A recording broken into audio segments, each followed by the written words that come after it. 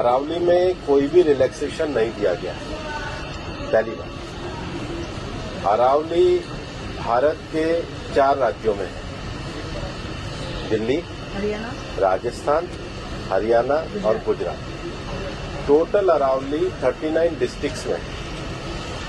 अरावली की पिटीशन 1985 से चल रही है। इस पिटीशन में चलने के बाद अरावली में माइनिंग के स्ट्रिक्ट नियम होने चाहिए, इसके हम भी पूरी तरीके से समर्थन करते हैं।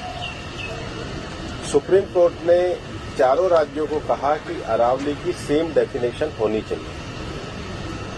सेम डेफिनेशन में 100 मीटर को, जो कि 1968 का जो जियोलॉजी का स्टडी है रिचर्ड मॉर्फी, उसके कारण है। कुछ यूट्यूब चैनल ने और कुछ लोगों ने एक कंफ्यूजन खड़ा कर दिया कि 100 मीटर का अर्थ होगा टॉप के 100 मीटर। ऐसा नहीं है। उसका जो बेस स्ट्रक्चर है, जो पर्वत का बेस स्ट्रक्चर है, अगर वो जमीन के अंदर भी 20 मीटर है, वहां से लेके 100 मीटर तक प्रोटेक्शन है। तो जो 100 मीटर का प्रोटेक्शन है, जो लोगों ने कंफ्यूजन करा है कि मतलब ऊपर का 100 मीटर है, नीचे खुदाई कर सकेंगे, वो नहीं है। मैं आपको फिर क्लियर कर रहा हूं। 100 मीटर का अर्थ है टॉप 100 मीटर से बॉटम के अंदर तक जो उसका पूरा फैलाव है।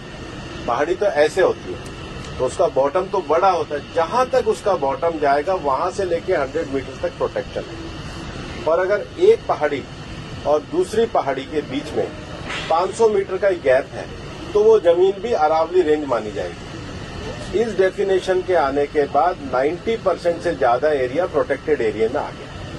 90% से ज्यादा।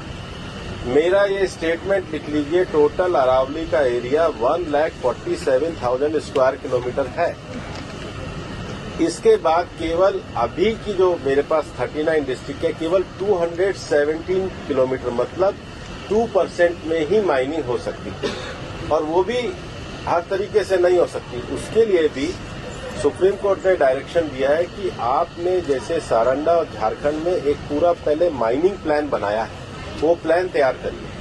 वो प्लान तैयार करने के बाद भी ICFR जो इंस्टीट्यूशन है उसकी परमिशन होगी, उसके बाद ही परमिशन मिलेगी। दिल्ली में कोई भी माइनिंग अलाउ ही नहीं है, ना होगी। मैं फिर दोहरा रहा हूं, दिल्ली के अरावली हिल्स में माइंस पूरी तरीके से बैन है। अरावली में लगभग 20 से ज्यादा फॉरेस्ट रिजर्व प्रोटेक्टेड एरिया वो एज इट इज रहेंगे। तो reserve area, protected area, even 100 metre भी पहले क्या होता था, जो लोगों ने करा था कि टॉप को छोड़ के नीचे खुदाई करते थे, तो वो एक तरीके से उसके चारों तरफ करते थे। अब वो भी नहीं कर सकेंगे। तो मुझे लगता है सुप्रीम कोर्ट ने जो निर्णय दिया है, ministry of environment, survey of India, geological survey of India, और जियोलॉजिकल सर्वे ऑफ इंडिया में जो इंटरनेशनल स्टैंडर्ड है रिचर्ड मार्फी, उसको दिया। उसके बाद भी मामला सुप्रीम कोर्ट में है। हम पूरी तरीके से सहयोग करने के लिए तैयार हैं। पिछले 2 साल से लगातार स्वयं प्रधानमंत्री जी ने अरावली में वृक्षारोपण किया है। ये सरकार पिछले 2 साल से ग्रीन अरावली का मूवमेंट चला रही है। मैंने खुद ने पिछले दिनों उदयपुर में सारे डीएफओस की, मतलब चारों जिलों के 39 डीएफओ की मीटिंग करी है। हम हर डिस्ट्रिक्ट में अरावली की नेटिव स्पीशीज का एक नर्सरी लगा रहे हैं।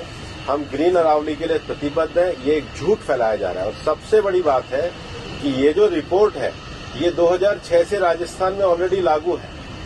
इसमें कुछ भी एडिशन नहीं किया गया, बल्कि अरावली के टॉप से लेके और जमीन तक, मतलब जमीन से पूरा ऊपर 100 जो स्ट्रक्चर है, वो सारा प्रोटेक्टेड की श्रेणी में आता है।